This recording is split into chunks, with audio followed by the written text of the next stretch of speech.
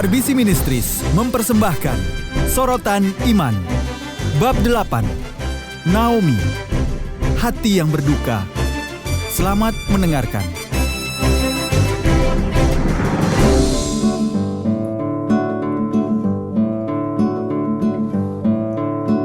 Naomi, hati yang berduka. Nama yang mencerminkan hati. Namanya Naomi, yang artinya adalah menyenangkan, sukacitaku, atau bahkan kesukaan Tuhan. Nama itu mencerminkan segala sesuatu yang elok, menyenangkan, dan menarik. Meskipun demikian, pada suatu saat di dalam hidupnya, ia mengubah namanya menjadi Mara, yang berarti kepahitan. Lihat juga Keluaran 15 ayat 23. Apakah yang menyebabkan seorang wanita yang semula dinamai seturut dengan hal-hal menyenangkan di dalam hidupnya menjadi begitu pahit oleh berbagai kejadian dan keadaan, sehingga ia sampai mengubah namanya? Mari kita telusuri apa yang terjadi. Ketika kita pertama kali diperkenalkan dengan Naomi dan keluarganya, ia dan suaminya dan kedua putranya baru saja pindah ke Moab karena ada bencana kelaparan di tanah asal mereka di Bethlehem di Yehuda. Rut pasal 1. Suaminya bernama Elimelek, yang berarti Tuhan adalah rajaku. Saudara laki-laki dari Salmon, seorang pangeran dari Yudea yang menikah dengan Rahab, perempuan Yeriko yang telah menolong bangsa Israel ketika mereka pertama kali mengintai tanah perjanjian. Mereka merupakan keluarga yang kaya dan makmur, yang berarti bahwa Naomi pada saat itu menikmati pernikahan dan gaya hidup yang cukup nyaman dan memiliki banyak uang. Selain memiliki banyak uang dan cinta dari seorang suami, Allah memberkatinya dengan 2 putra, Mahlon dan Kilion. Seperti yang telah kita perhatikan di sepanjang buku ini, dan seperti yang kita lihat di Alkitab, nama seseorang mempunyai makna besar di zaman Israel kuno.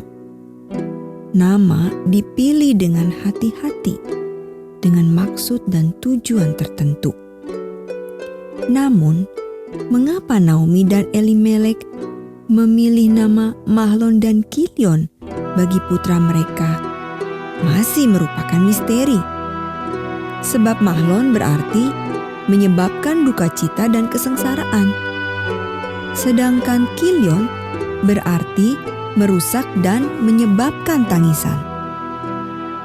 Sulit dimengerti mengapa ada orang tua memberikan nama-nama seperti itu kepada anak-anaknya. Tetapi seperti yang terjadi kemudian, sungguh menyakitkan. Nama-nama ini ternyata benar-benar sesuai dengan situasi berikutnya. Meskipun demikian, ketika kita pertama kali bertemu dengannya, kehidupan Naomi mencerminkan namanya: berkelimpahan, bahagia, sukacita. Walaupun begitu, seperti yang sering terjadi, Allah cenderung bekerja pada titik kebutuhan rohani kita. Ia mengajar Yusuf untuk menjadi pemimpin dengan membawanya melalui masa-masa sebagai hamba. Ia mengajar Daud untuk memerintah suatu bangsa dengan mengizinkannya menjadi gembala domba. Ia mengajar Petrus untuk belajar bergantung kepada Allah dengan mengajarnya tentang bahaya mengandalkan diri sendiri. Naomi juga belajar dari pelajaran-pelajaran yang sulit. Memang ia bersukacita. Tetapi apakah sukacitanya berkaitan dengan kelimpahan dan kesenangan hidupnya sendiri, atau dengan Allah yang telah menyediakannya? Apakah yang akan terjadi apabila ia kehilangan semuanya seperti Ayub? Apakah ia dapat belajar untuk tetap bersukacita jika ia tidak memiliki apa-apa? Sama seperti ketika ia memiliki segala-galanya. Allah sering menguji kita melalui serangkaian ujian untuk menunjukkan kepada kita kelemahan hati yang kita miliki. Dia juga melakukan hal itu kepada Naomi, dan pandangan hidupnya berubah seiring dengan keadaan hidupnya. Perubahan dari gelak tawa ke duka cita itu tidak terjadi dengan sekaligus, tetapi melalui serangkaian keadaan yang menyebabkan Naomi mengalami kesedihan, keputusasaan, dan kepahitan. Bencana kelaparan. Semua itu dimulai dengan bencana kelaparan di Betlehem. Baca Rut pasal 1 ayat 1. Rasanya ironis, sebab nama Betlehem berarti rumah roti. Namun ada suatu masa ketika tidak ada roti lagi di Betlehem, dan tidak ada sebutir gandum pun untuk membuat roti itu. Meskipun demikian, bencana kelaparan ini ada maksudnya. Hal ini sungguh-sungguh merupakan sebuah tindakan Allah, sebab Allah sedang berurusan dengan dosa-dosa Israel. Tetapi jikalau kamu tidak mendengarkan daku dan tidak melakukan segala perintah itu, jikalau kamu menolak ketetapanku dan hatimu muak mendengar peraturanku, sehingga kamu tidak melakukan segala perintahku dan kamu mengingkari perjanjianku, maka aku pun akan berbuat begini kepadamu, yakni aku akan mendatangkan kekejutan atasmu, batuk kering serta demam yang membuat mata rusak dan jiwa merana. Kamu akan sia-sia menabur benihmu, karena hasilnya akan dimakan habis musuhmu. Imamat 26 ayat 14-16. Allah telah memperingatkan Israel bahwa jika mereka tidak menuruti perintahnya, mereka akan menabur benih mereka dengan sia-sia. Akibat dari penghukuman seperti itu akan berdampak besar, terutama di dalam masyarakat yang hidup dari pertanian. Bagi Elimelek dan keluarga serta tetangga-tetangganya, bencana kelaparan bukanlah sebuah fiksi. Ini merupakan sebuah kenyataan hidup yang sangat jelas. Hal ini lebih daripada hanya kesukaran yang disebabkan karena hilangnya kenyamanan fisik dan harta benda. Bencana kelaparan ini menyangkut kebutuhan manusia yang paling asasi, yakni roti. Mengapa Allah memilih metode ini untuk menghadapi Israel? Mungkin untuk mengingatkan mereka siapakah sebenarnya sumber hidup mereka. Di padang gurun, Israel telah belajar untuk percaya kepada Allah setiap hari dengan roti harian, mana. Tetapi mereka telah melupakan pelajaran yang hebat ini di tanah perjanjian. Kemakmuran dan kelimpahan di dalam negeri yang berlimpah dengan susu dan madu dapat menyebabkan amnesia rohani. Sebegitu rupa sehingga Allah kadang-kadang harus menyingkirkan kemudahan yang kita miliki untuk mengingatkan bahwa kita tetap bergantung kepadanya. Bencana-bencana kelaparan dalam hidup, musim-musim kering dan hampa karena kehilangan dan keputusasaan, dapat secara tepat memfokuskan nilai-nilai kita kembali kepada Allah, Sang Penyedia, daripada kepada apa yang disediakan itu sendiri. Itulah sebabnya Yesus berkata, "Tetapi carilah dahulu kerajaan Allah dan kebenarannya, maka semuanya itu akan ditambahkan kepadamu." Matius 6 ayat 33. Kita harus belajar untuk mencari Allah terlebih dahulu dan mempercayakan selebihnya kepadanya.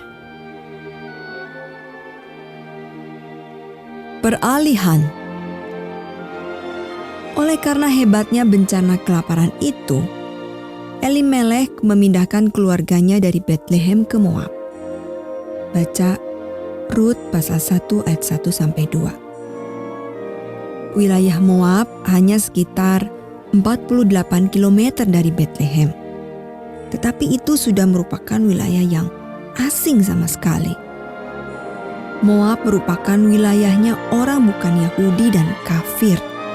Dan dengan perpindahan ini, berarti keluarga Elimelek meninggalkan akar dan hubungan dengan tempat kediamannya, meninggalkan hubungan dengan para sahabat dan orang-orang yang mereka kasihi, meninggalkan hal-hal yang sudah umum dan biasa bagi mereka, serta kenyamanan yang terkait dengan hal tersebut, meninggalkan ikatan rohani dengan Allah Israel, dengan mencari jawaban bagi masalah hidup mereka di negeri asing yang menyembah berhala.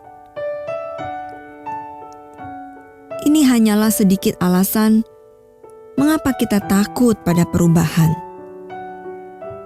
Hal ini mengacaukan kehidupan status quo kita. Saya pernah mendengar seorang pengkhotbah mengatakan bahwa status quo ialah istilah Latin tentang situasi kacau yang kita alami. Dalam komentar lain tentang status quo, ia berkata, kebiasaan yang membosankan sebenarnya adalah sebuah makam yang terselubung. Namun, kebiasaan kita, status quo, adalah hal yang nyaman.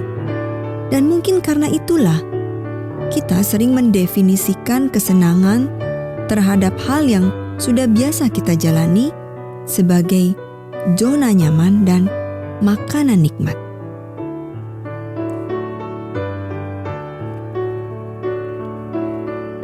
Itulah sebabnya peralihan dan perubahan dapat sulit untuk dihadapi. Kita menemukan diri kita direnggut dari hal-hal yang sudah umum dan nyaman bagi kita, dan kini menghadapi hal-hal yang aneh dan asing. Rasanya seperti hidup itu diputar ke arah lain. Inilah tantangan peralihan. Sekalipun memang ada alasan-alasan baik untuk berubah. Perubahan berarti menuju kepada hal yang tidak kita ketahui. Dan yang tidak kita ketahui itulah yang membuat kita takut dan bingung. Namun, kebenaran yang menghibur kita adalah bagi Allah tidak ada hal yang tidak diketahuinya. Bagi Allah tidak ada hal yang mengejutkan Dia. Kebenaran-kebenaran ini sulit kita ingat di masa terjadinya peralihan. Namun, tekanan yang berasal dari perubahan dapat diperkecil apabila kita tidak membiarkan peralihan itu menghancurkan kepercayaan kita dan ketergantungan kita kepada Allah yang hidup, yang telah mengetahui jalannya segala peristiwa dari awal sampai akhir. Artinya, kita dapat sungguh-sungguh percaya kepada Allah di dalam kondisi status quo itu, hanya jika kita bersedia untuk mengizinkan Allah mengubah kondisi status quo tersebut. Kita dapat sepenuhnya menerima dan menghargai hal yang biasa, jika kita terbuka terhadap kemungkinan peralihan.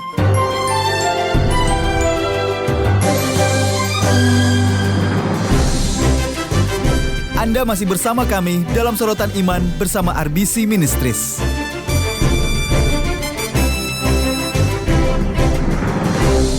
Kekecewaan. Status quo Naomi berubah secara dramatis. Statusnya di dalam hidup dan tempat kediamannya berubah. Dan demikian pula dengan keluarganya. Rut pasal 1 ayat 3-4. Beberapa waktu setelah ia dan Elimeleh menetap di Moab. Tidak diceritakan kepada kita berapa lamanya, Elimeleh meninggal. Dan beberapa waktu setelah kematian Elimeleh, kedua putranya bertemu dan menikah dengan perempuan bukan Yahudi. Sesuatu yang sudah diperintahkan di dalam Taurat Musa agar tidak dilakukan oleh bangsa Israel. Perintah itu diberikan Allah sebab Dia mengetahui bahwa bangsa-bangsa Kanaan yang mengelilingi mereka di tanah perjanjian itu menyembah dewa-dewa palsu.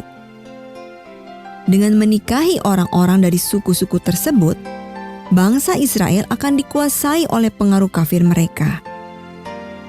Hal ini mampu dan memang menyebabkan Israel mengalihkan ketaatan mereka dari Allah Abraham, Ishak, dan Yakub dan memberikan kasih, pengabdian, dan penyembahan mereka kepada berhala-berhala yang tidak dapat mendengar mereka, tidak dapat mengasihi mereka, atau tidak dapat menjawab doa-doa mereka.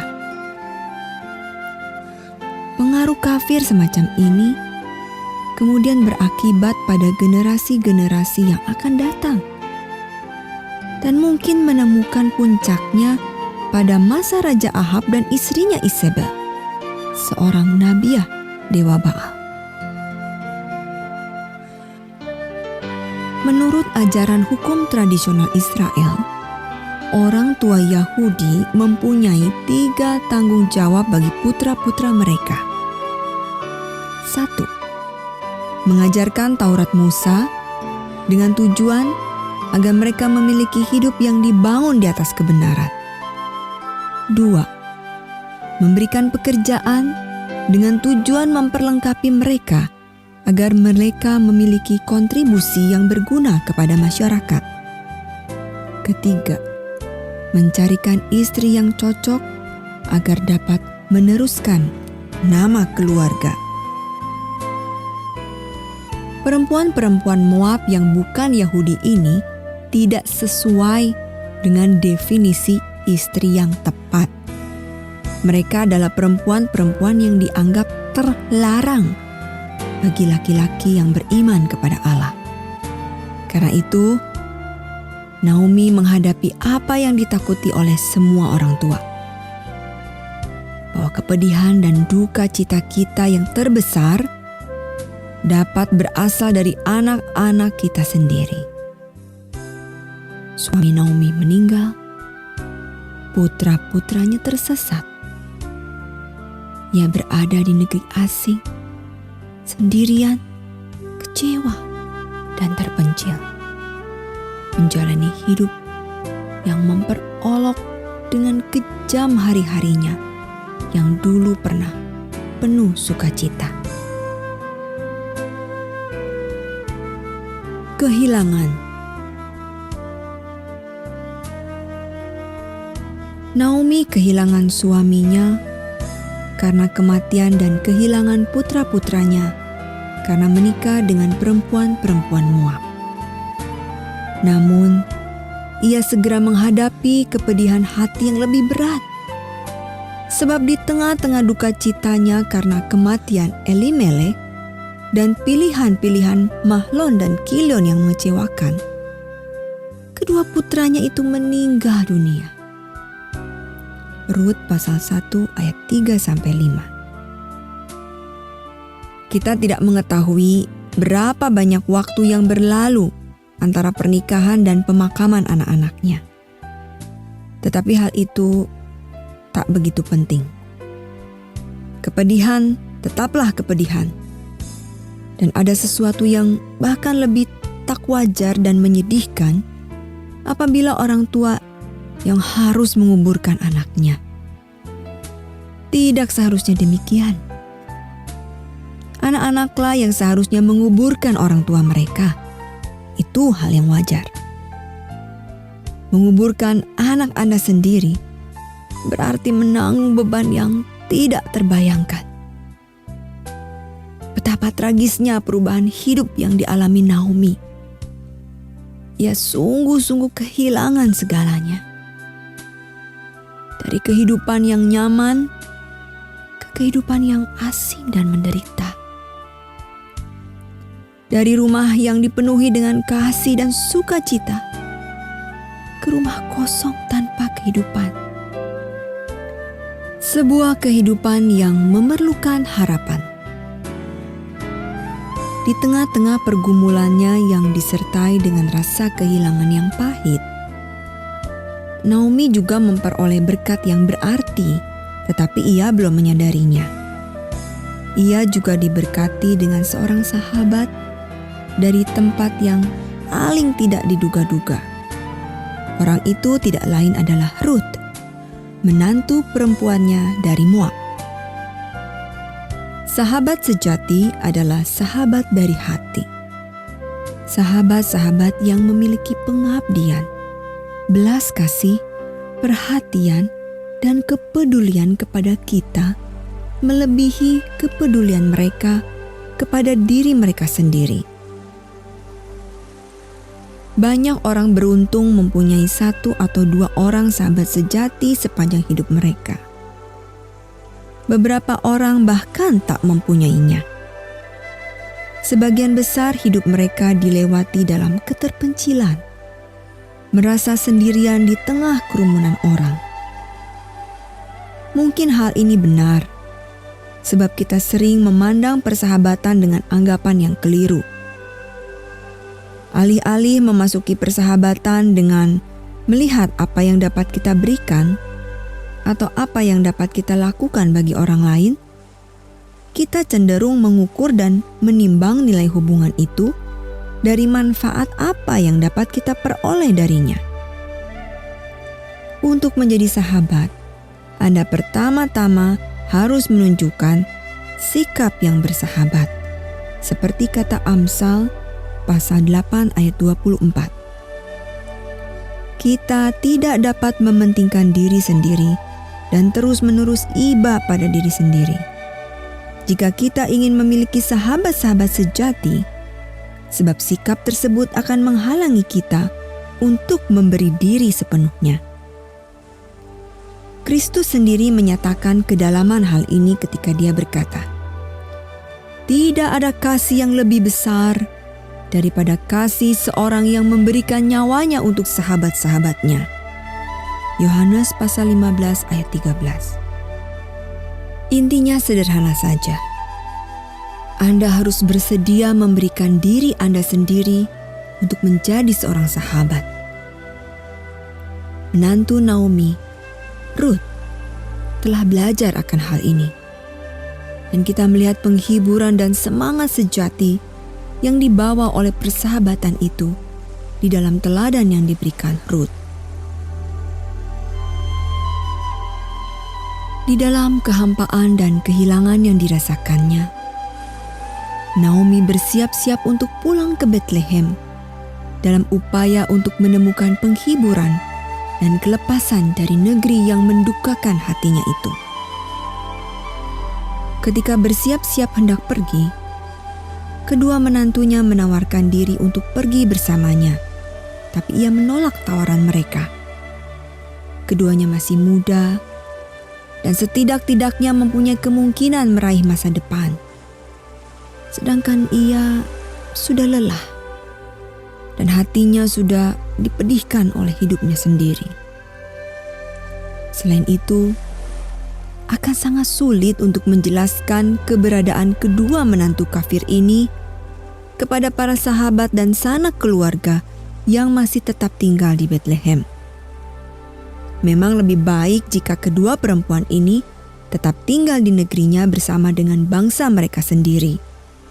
Dan Naomi mendesak mereka agar melakukan hal itu. Satu menantunya, Orpa, memutuskan untuk menetap. Tetapi tidak demikian halnya dengan menantu yang satunya lagi. Ruth bertekad untuk merawat ibu dari mendiang suaminya. Dan ia menjawab Naomi dengan kata-kata yang penuh belas kasih, tekad dan kepedulian. Janganlah desak aku meninggalkan engkau dan pulang dengan tidak mengikuti engkau. Sebab kemana engkau pergi, ke situ jugalah aku pergi. Dan di mana engkau bermalam, di situ jugalah aku bermalam. Bangsamulah bangsaku, dan Allahmulah Allahku. Di mana engkau mati, aku pun mati di sana. Dan di sanalah aku dikuburkan. Beginilah kiranya Tuhan menghukum aku, bahkan lebih lagi daripada itu, jikalau sesuatu apapun memisahkan aku dari engkau, selain daripada maut. Rut pasal 1 ayat 16-17. Niat Rut sudah jelas. Ia bermaksud menjadikan bangsa Naomi sebagai bangsanya sendiri. Sudah jelas bahwa Naomi telah banyak menderita dan kehilangan banyak. Tetapi ia juga mendapatkan sesuatu yang berharga di dalam persahabatan dengan menantu yang dikasihinya. Cadar kepedihannya mulai tersingkap. Dan menantu yang akan menemaninya ke Betlehem sekarang juga menjadi saudara seiman. Karena ia tidak saja telah menerima keluarga Naomi, tetapi juga menerima Allahnya. Sebuah hasil yang membangun iman. Sekarang Rut yang mendapat sorotan. Tetapi pilihan-pilihan hidupnya memberikan dampak besar di dalam kehidupan Naomi. Ketika ia dan Naomi sudah kembali ke Betlehem, Rut bertemu dengan Boas, seorang yang terpandang di dalam masyarakat kota itu dan kemudian menjadi istrinya. Rut pasal 2-4. Hasilnya merupakan berkat bagi Naomi. Ia tidak dapat memandang melampaui batas-batas kepedihan yang dialaminya. Tetapi kedaulatan Allah tidak mengenal batas-batas seperti itu. Betlehem ataupun Moab tidak dapat membatasi karyanya. Siapakah yang dapat mengira bahwa Allah akan memberi Naomi suatu keluarga yang didambakannya melalui Rut, janda Moab dari putranya, dan Boas anak keluarga mereka yang paling dekat? Jika ada pelajaran yang dapat kita petik dari kisah ini, kemungkinan ialah bahwa kita jangan pernah meremehkan Allah. Ia jauh lebih kreatif daripada yang dapat Anda dan saya bayangkan. Kepahitan Naomi berubah menjadi sukacita ketika Allah mengisi kekosongan hidupnya dengan memberinya sebuah warisan dan sukacita melalui peran yang dilakoninya. Seperti Ayub, hidup Naomi menjadi lebih kaya setelah masa-masa ujian itu daripada sebelumnya ketika ia mengira telah memiliki semuanya. Lalu Boas mengambil Rut dan perempuan itu menjadi istrinya dan dihampirinya dia. Maka atas karunia Tuhan perempuan itu mengandung. Lalu ia melahirkan seorang anak laki-laki. Sebab itu perempuan-perempuan berkata kepada Naomi, "Terpujilah Tuhan yang telah rela menolong engkau pada hari ini dengan seorang penebus. Termasyurlah kiranya nama anak itu di Israel. Dan dialah yang akan menyegarkan jiwamu dan memelihara engkau pada waktu rambutmu telah putih. Sebab menantumu yang mengasihi engkau telah melahirkannya, perempuan yang lebih berharga bagimu dari 7 anak laki-laki."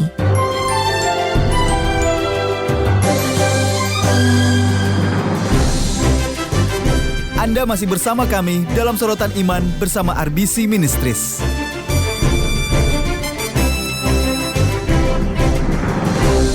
Dan Naomi mengambil anak itu serta meletakkannya pada pangkuannya, dan dialah yang mengasuhnya.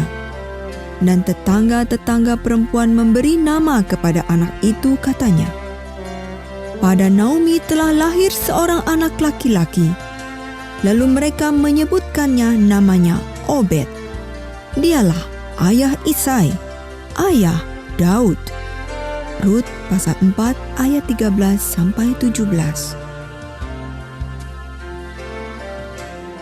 Setelah mengalami masa kesedihan, Naomi juga mengalami masa kehampaan. Namun kemudian Allah memberinya Obed, kemudian Isai, dan akhirnya Daud.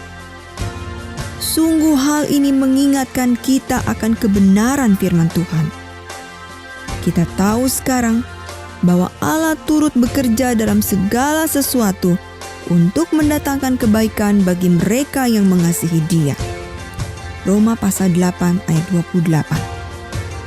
Bagi Naomi, perubahan menghasilkan kepahitan, suatu hal yang dapat dimengerti, tetapi merupakan tanggapan yang salah. Namun demikian, melalui pengalamannya kita melihat bahwa kita benar-benar dapat mempercayai Allah dalam segala hal. Bahkan di tengah perubahan, kekecewaan, dan kehilangan yang menyakitkan hati, kita tidak perlu menjadi pahit. Bahkan di tengah-tengah ketakutan ada harapan. Ia sungguh-sungguh mengetahui apa yang dikerjakannya. Kita dapat percaya dan mendapat ketenangan di dalam Dia. Seseorang menulis, kita dapat menghadapi kejahatan di dalam hidup kita sebab kita mengetahui bahwa Allah itu sungguh baik dan sungguh berkuasa sebab kita mengenal Yesus. Erwin Lutzer, pendeta di Moody Memorial Church di Chicago, setuju dengan tulisan ini dan mengungkapkannya sebagai berikut. Ini merupakan ujian bagi iman kita. Yesus telah datang untuk mengungkapkan Bapa kepada kita. Dan melalui Yesus, kita mengetahui bahwa Allah melihat seberapa mampu kita bertahan. Sementara kita terus percaya bahwa Allah mengetahui yang terbaik. Apabila Allah memilih untuk melakukan hal yang bertentangan dengan apa yang kita pikir harus dilakukan oleh Allah yang penuh kasih, ini merupakan ujian bagi iman kita. Yesus telah datang untuk mengungkapkan Bapa kepada kita. Dan melalui Yesus, kita mengetahui bahwa Allah melihat seberapa mampu kita bertahan sementara kita terus percaya bahwa Allah mengetahui yang terbaik. Apabila Allah memilih untuk melakukan hal yang bertentangan dengan apa yang kita pikir harus dilakukan oleh Allah yang penuh kasih, ini merupakan ujian bagi kesetiaan kita. Yesus menghibur kita, janganlah susah hatimu, percayalah kepada Tuhan, percayalah juga kepadaku. Diberkatilah orang yang mengerti bahwa kita harus mempercayai hati Allah ketika kita tidak dapat memahami karya tangannya. Diberkatilah orang yang mengetahui bahwa kita harus berdiri dalam kekaguman saat berhadapan dengan maksud-maksud Allah yang tersembunyi dari kita. Diberkatilah orang yang tetap percaya kepada Allah apapun yang terjadi. Diberkatilah orang yang menjadikan Allah sebagai Allah. Iman adalah soal kepercayaan. Dan setiap kita dalam kancah penderitaan harus mengajukan pertanyaan. Apakah kita menjadikan Allah sebagai Allah dan percaya kepadanya berserah kepada hikmat dan kebaikannya apapun yang terjadi? Atau apakah kita hanya akan percaya kepadanya apabila Ia mengabulkan keinginan hati kita? Jawaban Anda menentukan apakah Anda bersedia menjadikannya sebagai Allah, atau apakah Anda menjadikan diri Anda sendiri sebagai Allah. Allah bekerja dengan cara yang tak terselami oleh kita untuk menunjukkan mujizat-mujizatnya. Kakinya menapak di dalam lautan dan berkendara di atas badai. Jauh di dalam hikmat yang tiada terukur, dari kuasa yang tidak pernah gagal. Ia menyimpan rancangan-rancangannya yang indah dan menurut kedaulatan kehendaknya yang berkarya. Hai orang kudus yang gentar, teguhkanlah hatimu. Awan gelap yang begitu kau takuti, sungguh penuh dengan belas kasih dan akan tercurah sebagai berkat di atas kepalamu. Jangan nilai Tuhan dari pengertianmu yang terbatas, namun percayalah padanya karena anugerahnya. Di balik pemeliharaannya yang keras, ada senyuman yang tersembunyi di wajahnya. Maksudnya akan segera terlihat, dibukakan setiap jam. Kuntumnya mungkin pahit terasa, tetapi manislah bunganya. Yang tidak percaya secara buta pastilah sesat, dan sia-sialah ia menilai karyanya. Hanya Dia yang dapat memberi pemahaman, dan Dia akan menjelaskan setiap perkara.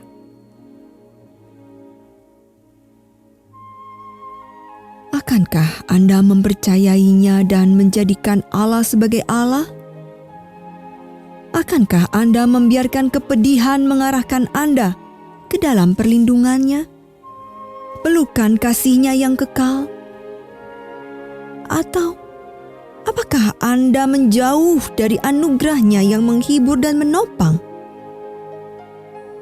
Pelajaran yang dialami Naomi dapat menjadi contoh bagi setiap kita di saat-saat pergumulan kita. Setiap saat selalu menjadi waktu yang tepat untuk percaya pada maksud Bapa Surgawi kita yang penuh kasih. Kita tidak dapat melihat jauh ke seberang cakrawala, tetapi Allah sanggup.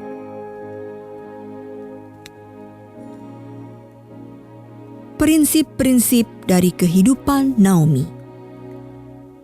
1. Pada saat diberkati, kita perlu memusatkan perhatian kita kepada Allah Sang Penyedia dan bukan pada hal-hal yang disediakannya. 2. Kristus yang tidak berubah itu dapat menenangkan hati kita yang susah pada saat-saat kita mengalami peralihan, perubahan, dan ketakutan akan hal-hal yang tidak kita ketahui. 3. Sahabat sejati memiliki karakter sebagai seorang pemberi, dan sahabat sejati itu sendiri merupakan salah satu hadiah terbesar yang kita terima. Seorang sahabat sejati adalah hadiah dari Allah. Bagi siapakah Anda juga menjadi hadiah Allah seperti demikian? 4. izinkanlah kreativitas Allah memberi kejutan kepada Anda. Dia dapat menyediakan dan memberi dengan cara-cara yang tidak pernah Anda bayangkan.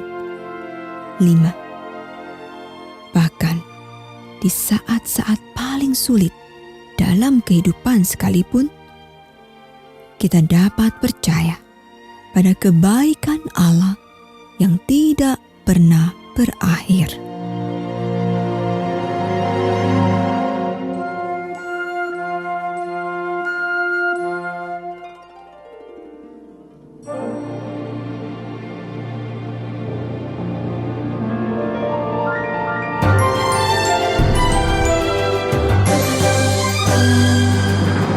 Anda telah mendengarkan rangkaian sorotan iman dari bab 8 Naomi, Hati yang Berduka, persembahan RBC Ministries Indonesia.